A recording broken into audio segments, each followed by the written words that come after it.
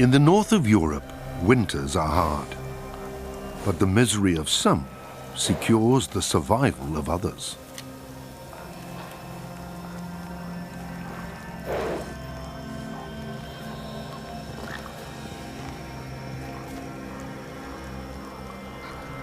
In Scandinavia, golden eagles live in the mountains and the lowlands. They are capable hunters, but still they can't survive without the victims which cold and snow claim every winter.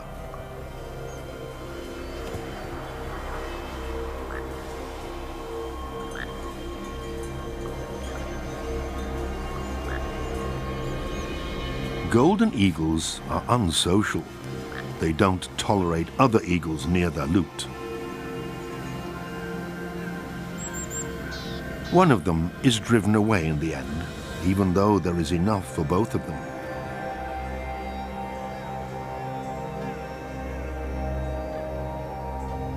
Who would think of love in such harsh conditions? It remains to be seen if it is love.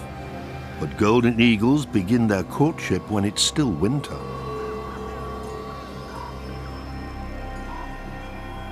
Long before the spring sun melts the snow, the ice has broken for the two eagles. They mate up to 30 times before the female lays her eggs in early April. But we'll come back to that.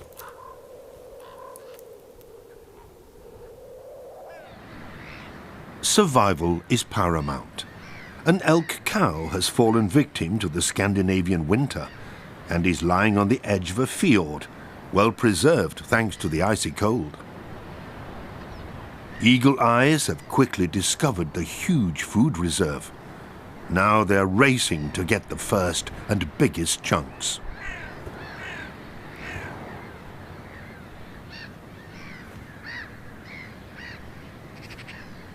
The fully grown golden eagle gets to the cadaver first and starts to feed on it.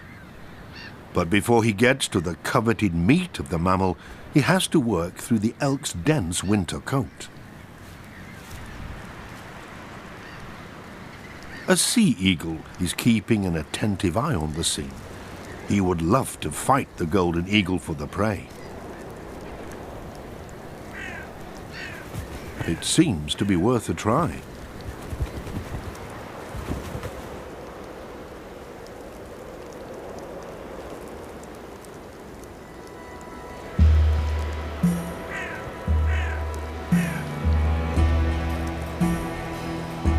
But then it appears that the sea eagle is losing heart.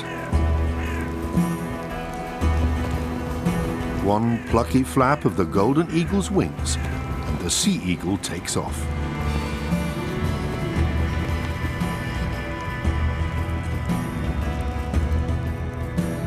A second sea eagle swoops down from the perpetual dark grey Nordic winter sky.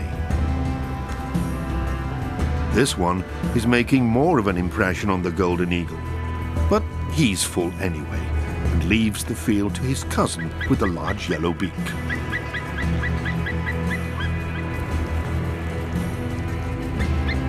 In Nordic mythology, Reisvelgia is a giant in the shape of an eagle who brings wind over the land.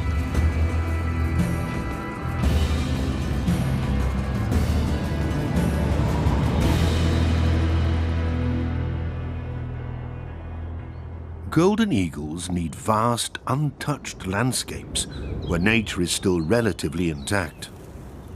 Today, golden eagles mainly live in the mountainous regions of the Alps and the Carpathians.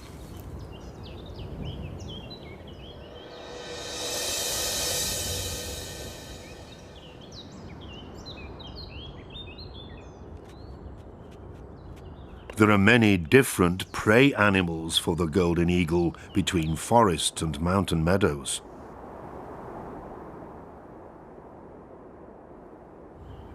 Although there are fresh twigs in the eyrie, the nest is not yet in use.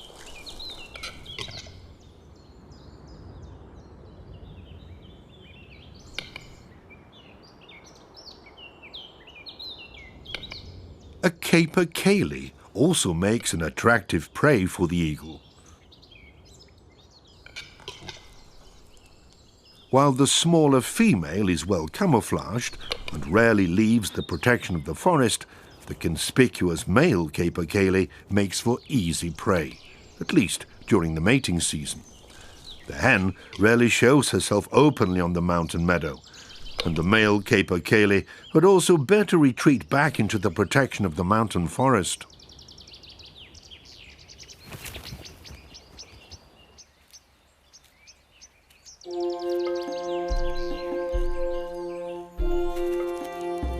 A warm wind is blowing through the forest. Nature is waking from hibernation. It's thawing.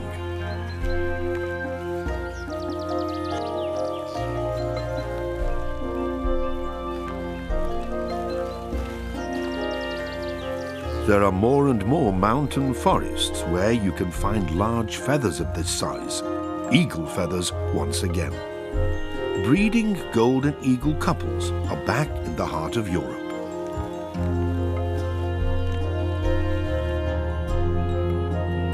The eagle population also depends on the prevalence of their preferred animals of prey.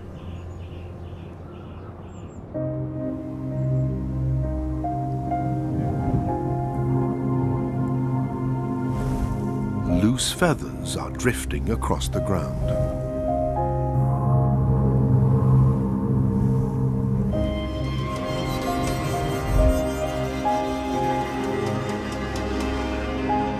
A capercaillie has become the victim of his testosterone levels.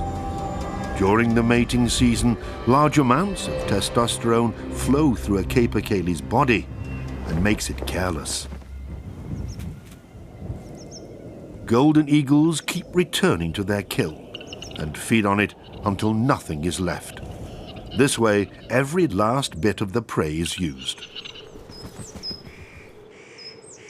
Eagles hardly make a dent in the capercaillie population. Wherever its habitat is intact, the capercaillie produces enough offspring to make up for these losses.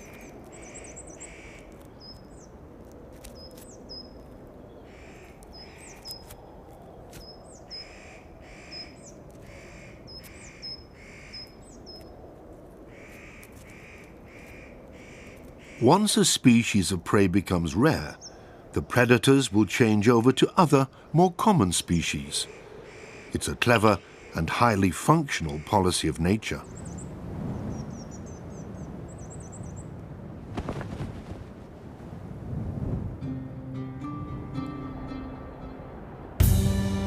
The eagle cruises above his territory, but this time he is not on the lookout for prey. The breeding season is upon them, and the eagles need to prepare. They have been making regular courtship flights in their territory since the winter, in order to strengthen their partnership.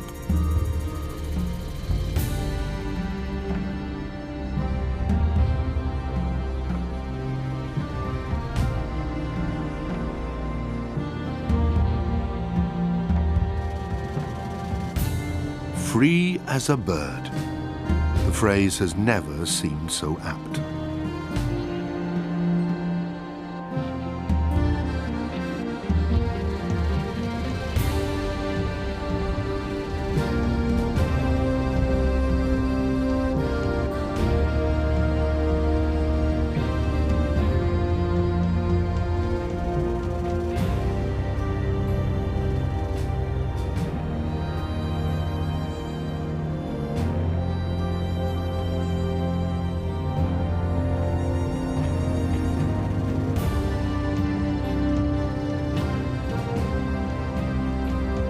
Somewhere on a scraggy tree, the two golden eagles finally land.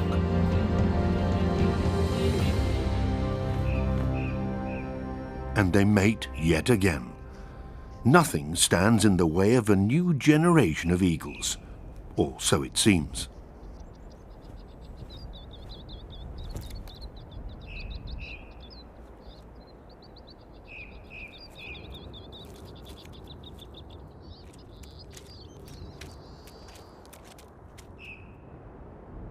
This is the ideal habitat for a golden eagle, a varied hunting ground and old mixed woodlands for breeding. Here is where the story of our eagle chicks begins.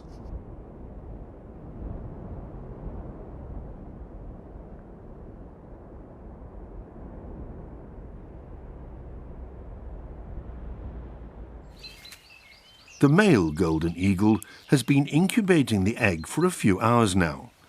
It's the only egg the female laid a few days earlier.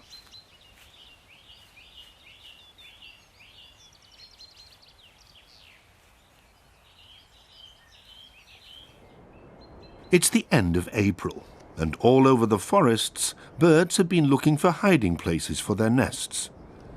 In the neighbouring valley to the golden eagles, at a safe distance, the black stork is floating back to its nest.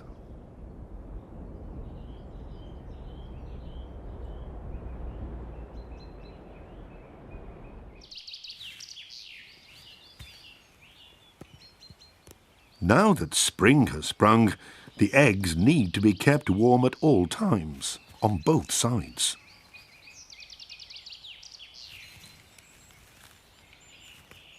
Both eagle parents will keep their precious egg warm day and night for some 45 days. For the black storks, it takes 5 weeks until the chicks hatch.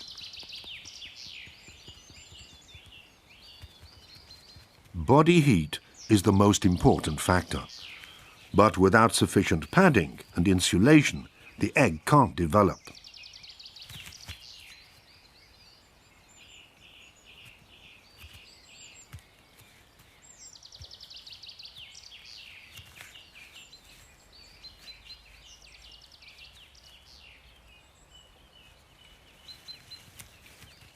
The male golden eagle has a ring. While it was assumed that it's the task of the mother bird to incubate the eggs, our eagle couple take regular turns. The eagle egg was only exposed to the cold of the April day for a few minutes. Now the female is flying towards the eyrie.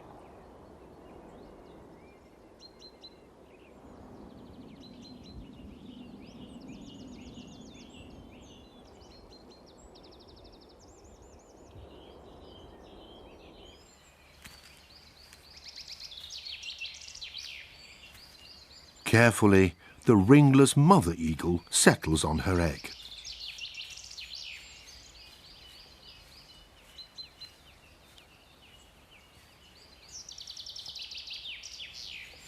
The eagles are nearly motionless when they incubate the eggs, and their neighbours, the black storks, are no different. A bit further down, Eurasian pygmy owls are one step behind. They still haven't laid any eggs. Not all golden eagles make their eyrie in old trees. Rock islands in an ocean of trees and shrubs. The main thing is that the breeding place is not easily accessible to predators. Up in the rock eyrie, the eggshell has already been broken.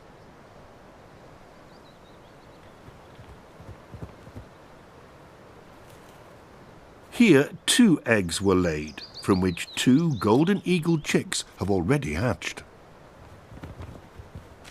It's mainly the mother who keeps returning to the eyrie with green twigs of coniferous and deciduous trees. This way the nest keeps growing during the 2.5 months of raising the chicks. The father's task is to provide food. He regularly supplies the eyrie with prey animals, which the female divides up and feeds to their offspring.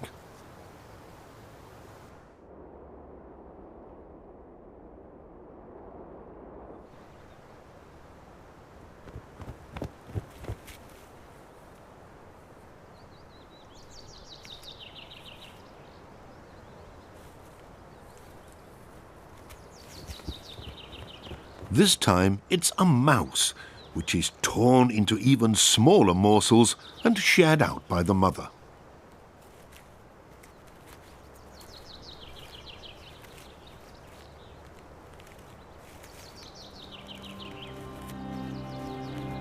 95% of all golden eagles hatch in a rock eyrie.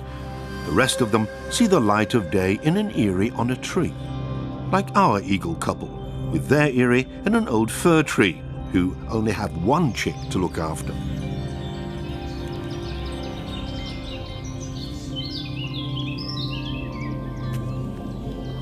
The adult birds take turns in hunting for prey. Whenever wild prey animals become scarce, the fowl kept by humans suddenly become very obvious to the golden eagles. It's the perfect sitting game with a view of the pigeon loft. It's a warm day at the end of April. The eagle chick is plagued by annoying flies, just like the Eurasian pygmy owl a bit lower down. The largest and the smallest predatory birds of the mountain forests are tormented by the same pest.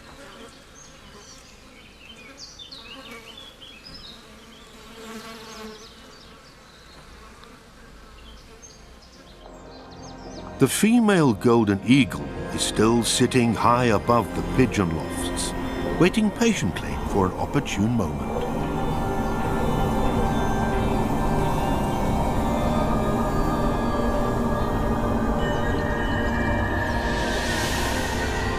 In the meantime, the male has been successful, returning to the eyrie with what's left of a slain pigeon.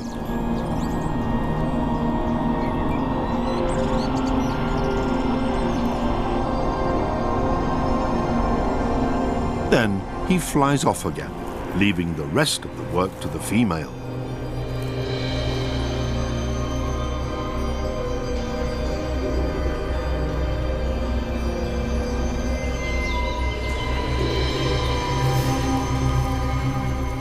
It's always she who tears up the prey and feeds it to the chick.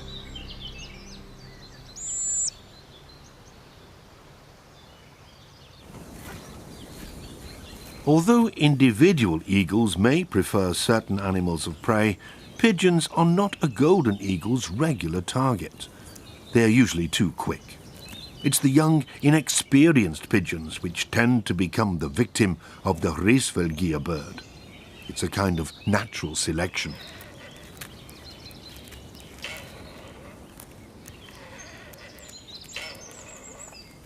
The eyrie of the golden eagle is slightly smaller than that of a sea eagle. It's 1.5 meters in diameter and roughly 1 meter in height, similar to that of the black storks in the neighboring valley. Here, 3 insatiable young birds are waiting for their meal. In the eagle eyrie, the mother has to present tiny morsels of prey to her little one. At the black stork families, whole fish is again on the menu.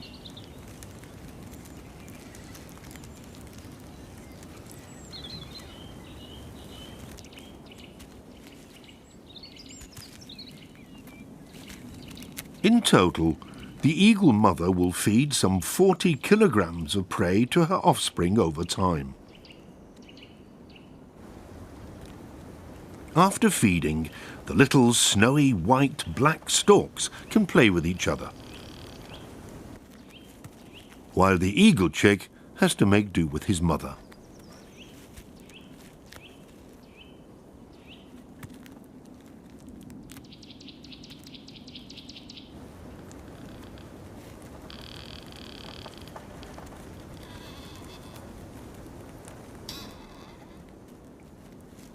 When it gets cooler, the female offers warmth and comfort.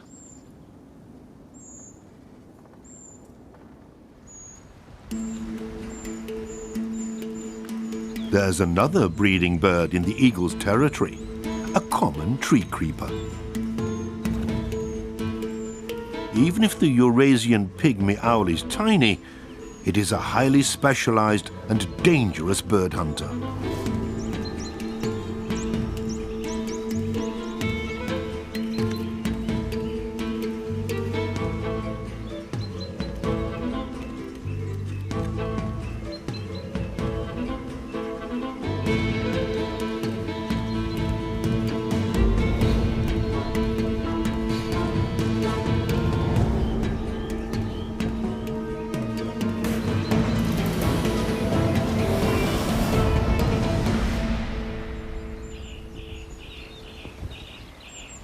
A Eurasian pygmy owl will kill over 200 songbirds and small mammals to raise the offspring of one hatch.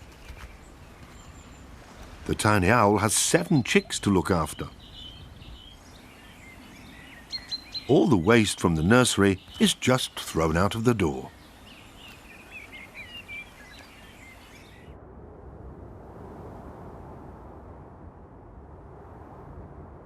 The eagle mother keeps taking green twigs of coniferous and deciduous trees to the eyrie.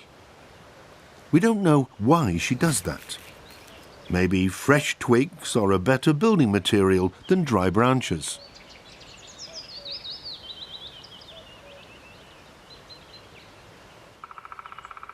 She's always keen to keep her eyrie spick and span.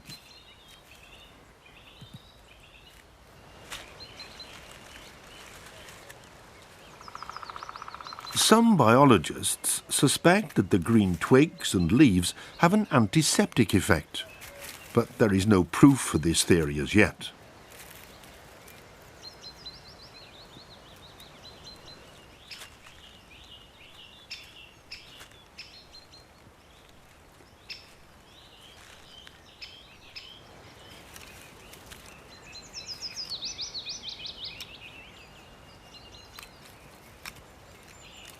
The struggle to feed their offspring and to maintain the nest's furnishings completely fills the eagle's day. The eagle couple will use this eyrie for many years. They will keep repairing and expanding it, just like the black storks do.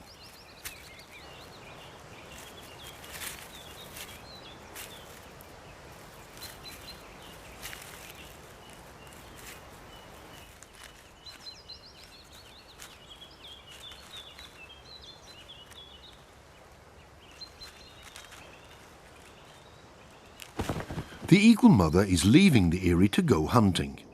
It's early May and warm, and the chick doesn't need to be constantly kept under her wings anymore. In Europe's mountainous forests, it's not only the eagles and storks who breed now.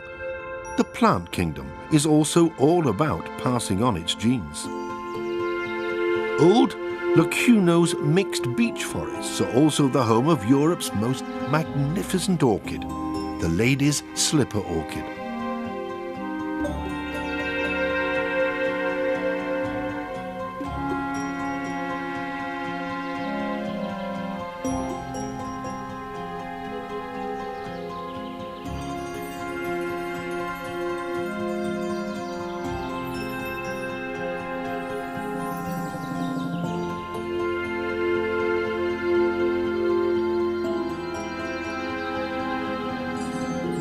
Wherever lady slipper orchids blossom and golden eagles have their eyries, nature is at least to some degree still intact. The male golden eagle is bringing another rodent to the eyrie. This time it's a huge water vole. And the female is bringing another twig, but she immediately takes over control of the nest.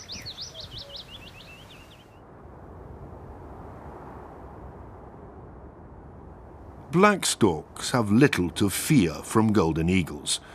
They are able to defend themselves and never let the chicks in their eyrie out of their sight.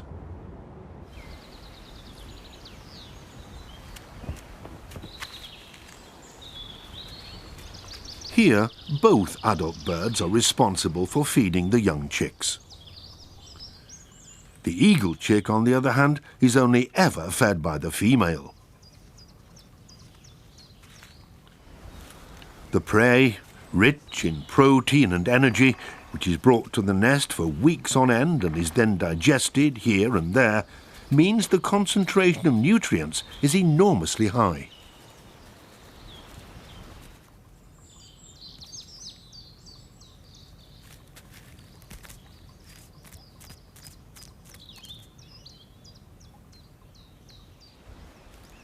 Leftover food and manure fertilize the surrounding forest ground. That's why there are nutrient-loving plants, such as the common nettle, growing underneath the eyrie. Wherever the common nettle is thriving, the red admiral also flourishes. The caterpillar of this butterfly feeds exclusively on common nettles.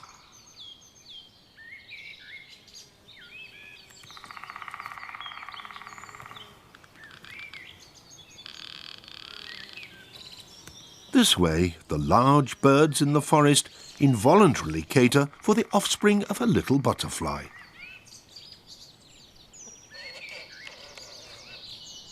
Whereas the storks need a total of 100 days to develop from edge to fledgling, the admiral takes less than a fortnight.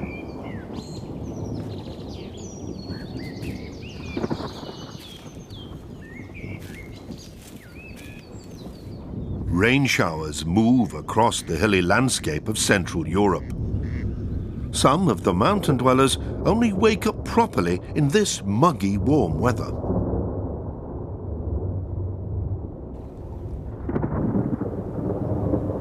The eagle is patrolling the edge of the forest. He doesn't particularly like hunting inside the forest. Most of the small animals live in the mountain meadows between the old trees.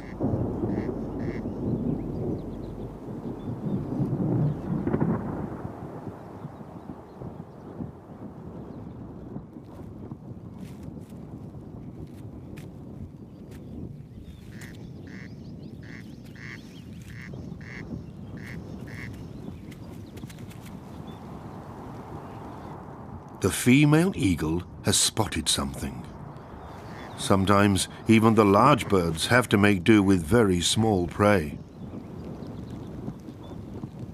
The male has been watching what's going on and glides across the meadow towards his partner.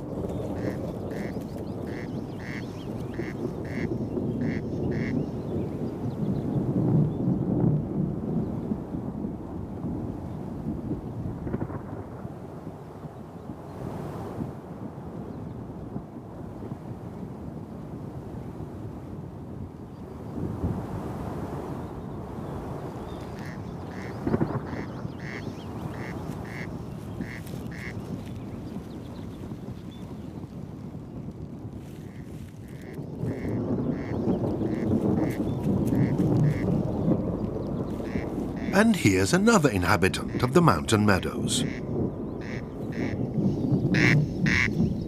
The corncrake with his funny song.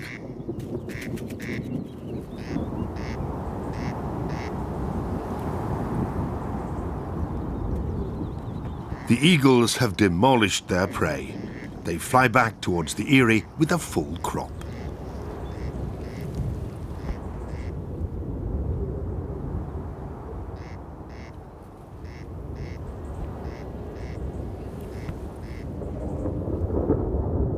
Although temperatures no longer drop so much in early May, a young eagle can quickly cool down when his downy plumage gets drenched in the rain.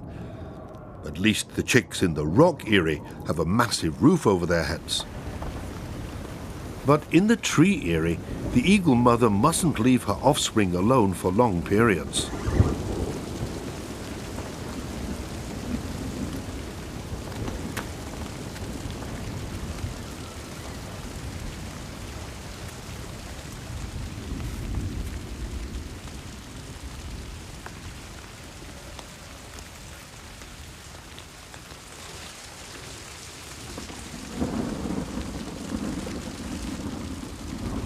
The chick, with his delicate downy plumage, doesn't fit under the adult bird anymore. He snuggles up to his mother, where it's warm and reasonably dry.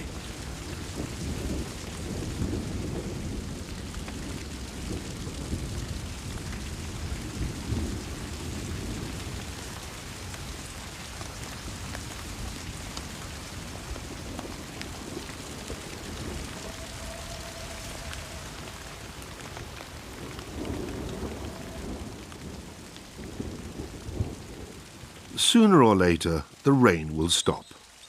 The forest is drenched. And the eagle chick?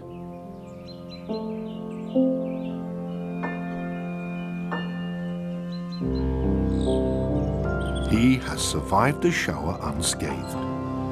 In rainy years, lots of eagle chicks die in their nests, for at some point the female has to leave the eyrie.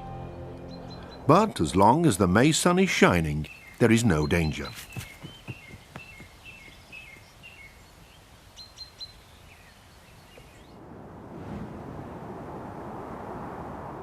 While the adult bird glides across her territory high in the sky, the young eagle busies himself with the food leftovers in the eyrie.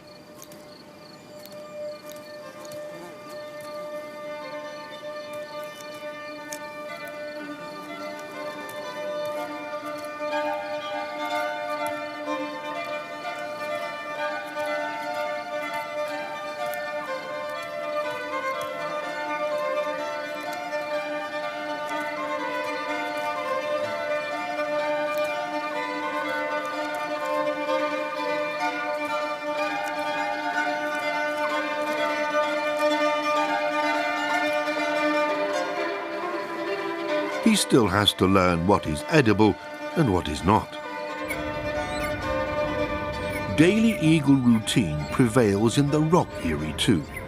The biggest distraction for the young ones is the adult birds arriving with food.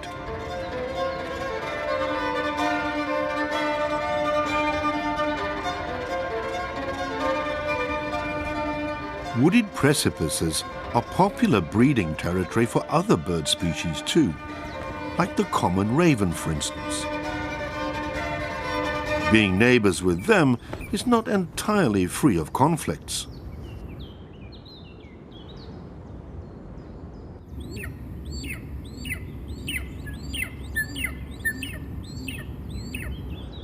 Surprisingly, it is the common raven who wears the pants in short bursts of exhibition fights in the air.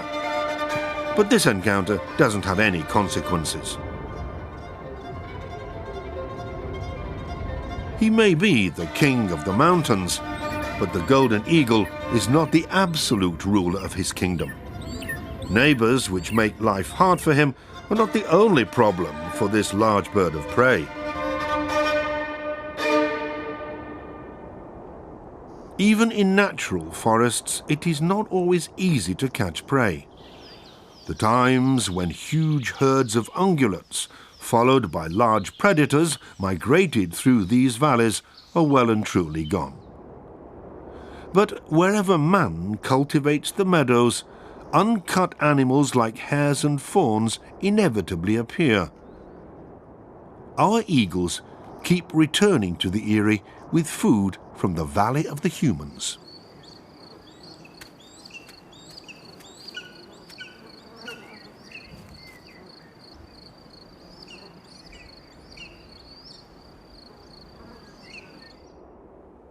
There is another troublemaker near the eagle eyrie, a common buzzard. Eagles are easily disturbed near their eyrie. The female keeps a keen eye on her environment. The common buzzard is the most prevalent bird of prey in Central Europe. Some 200,000 common buzzard couples breed here, half of them in Germany. But why is the common buzzard so prevalent, while the golden eagle is said to be an endangered species? The female eagle is leaving the eyrie.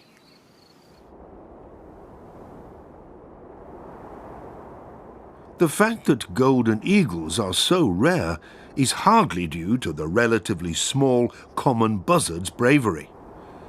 He will even attack the large and dangerous golden eagle when he gets near the buzzard's nest.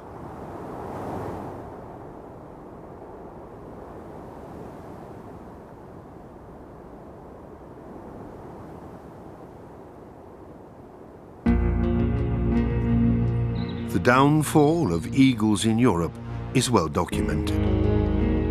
It started as early as the 17th century. First, they disappeared from the east of Germany, and in the following century from the center of Germany. Soon afterwards, there were no golden eagles left in the southwest, and at the end of the 19th century, the heraldic bird had also disappeared from the huge forests of the northeast of Germany.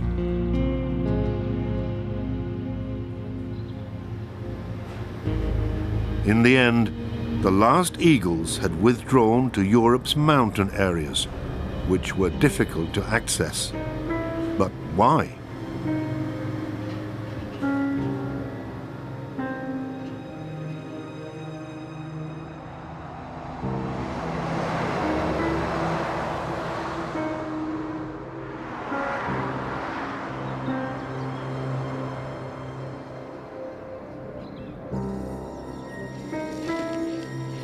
For centuries, man hunted eagles mercilessly.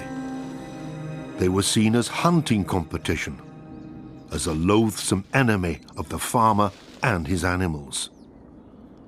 Mankind wanted to eradicate them, just like it had eradicated wolves, brown bears, and lynxes. The state even handed out rewards for dead golden eagles.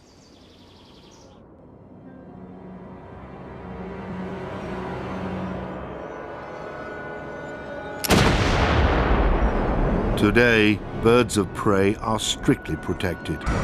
Illegal shootings are rare.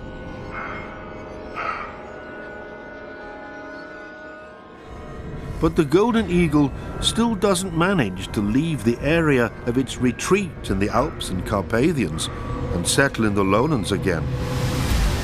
Instead of the eagles, lumberjacks arrived in the forests. First with axes and saws, later on with ever bigger and ever more efficient machines. Society, eager for growth, has rediscovered the timber business. Never before was it possible to cut and process so much wood in so little time. In some places, logging has doubled in the past 10 years.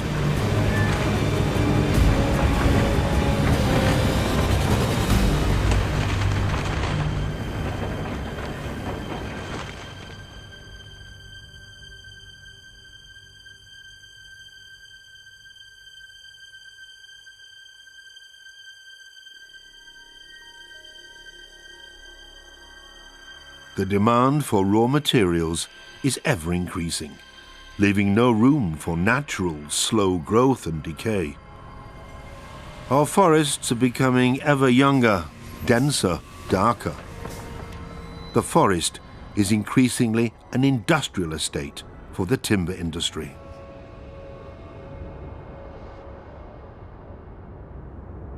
It's no wonder that the last eagles have their territories in regions that are difficult to access and in national parks. Black storks and numerous other species also suffer from the economic pressure on our forests.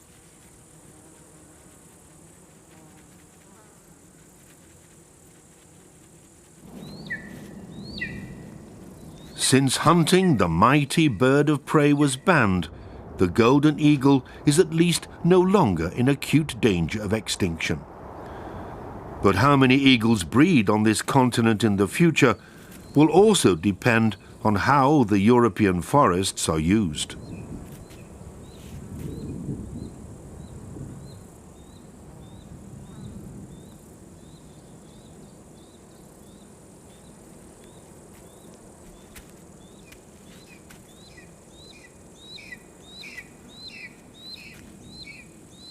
While the young black storks immediately devour everything their parents bring to the nest, the eagle eyrie is usually full of leftovers of the prey, or even whole animals like this dormouse.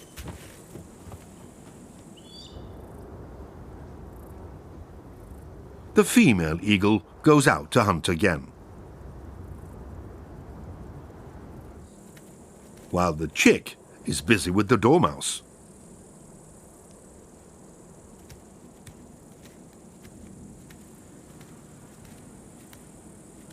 It still seems to be a good year for eagles and the other birds breeding in these forests.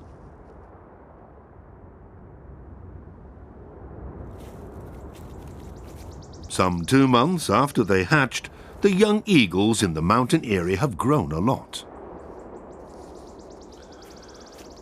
The eagles have a lodger, and in their monotonous daily routine, they welcome every distraction.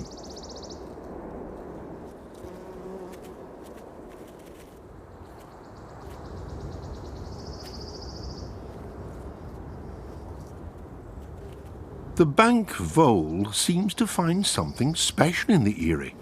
At least, he keeps coming back to look for useful stuff between twigs, grass and leftover food.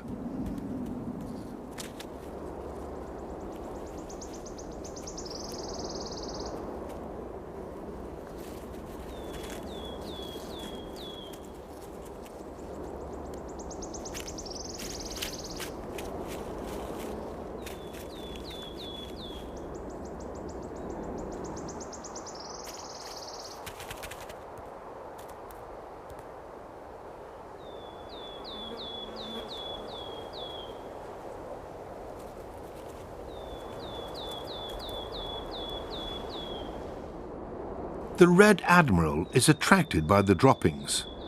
This is where he can stock up on mineral salts. The bank vole even raises her offspring underneath the eyrie.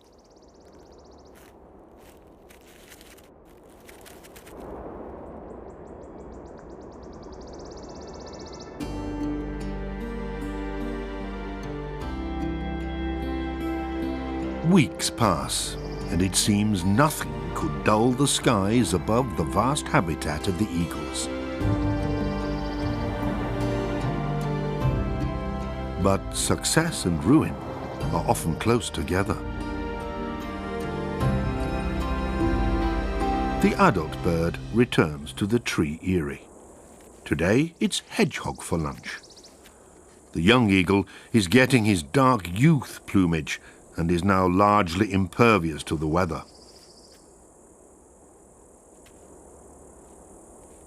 Spells of bad weather are a danger to the bird's offspring, not just because of the wet and the cold. They can also be the reason why birds of prey suddenly have less to kill. Then, the young eagles, unable to fly, are trapped.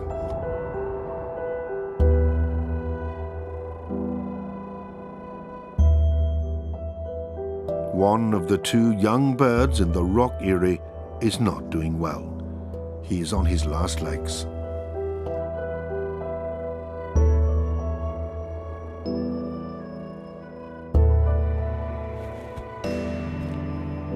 His sibling seems to check up on him, but the little eagle is dead. He almost made it.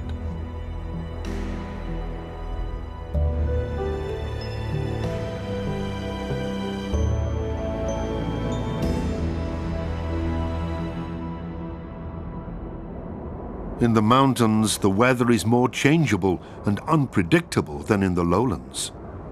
Many of the eagle's animals of prey will stay in their hideouts during spells of bad weather. Hunting becomes more difficult. The eagle mother in the rock eyrie feeds her perished offspring to the surviving one. Eagles don't know piety. They have no morals. Survival is paramount.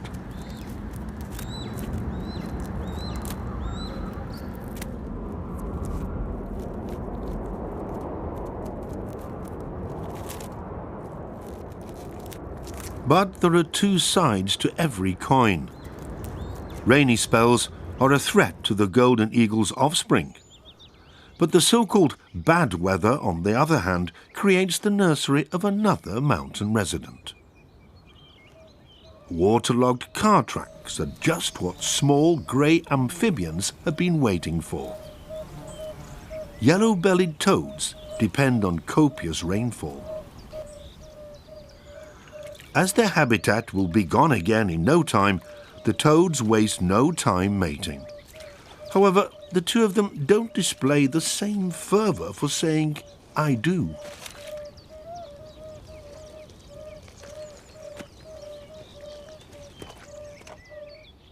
It's a steamy and warm June day. The remaining young eagle in the shady rock eyrie prepares to leave the nest.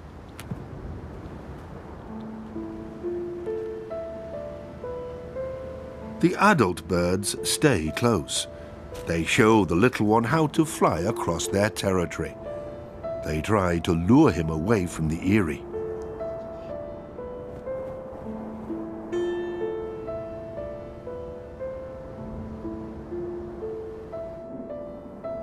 From time to time, the male eagle flies to the eyrie to deliver some prey.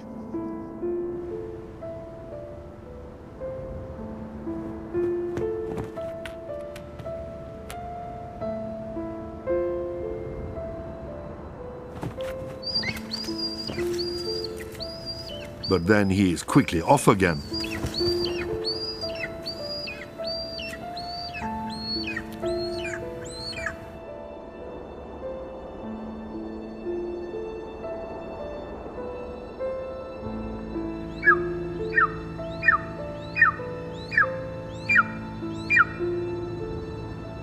And finally, the young eagle with his chocolate-colored youth plumage leaves the eyrie. He will continue to circle and hunt with the adult birds for another 5 months. Now in June, there is an abundance of prey in the eagle's habitat.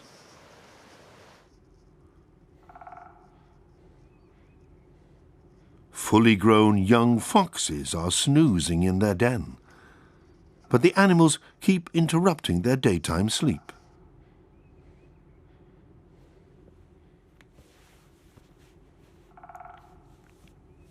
Then they are off on expeditions with fun and games.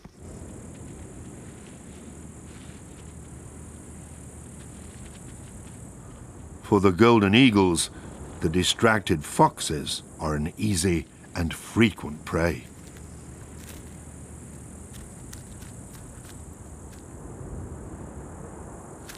The eagle couple don't bring any more food to the tree eyrie.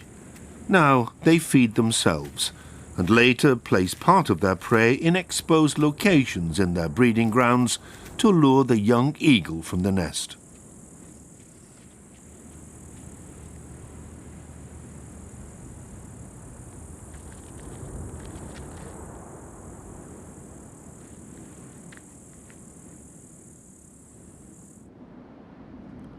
A little later, the tree eyrie is empty. The young bird has left. He's already hopping and flying about his environment.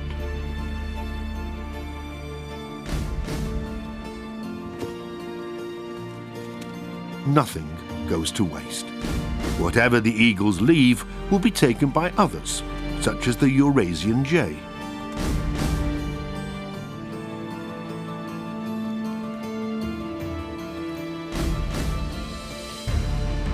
Our young eagle from the tree eyrie is still looked after by his parents, has food served to him, and is taught hunting techniques. Next year, he will be a fully grown golden eagle, and at some point, he will have his own realm, and maybe his own eyrie. The black storks have made it as well. Together with the adult birds, they circle their breeding grounds in the Carpathians and get ready for the long flight south. Next year, they will return, and at some point, they will raise their young somewhere in a remote mountain forest.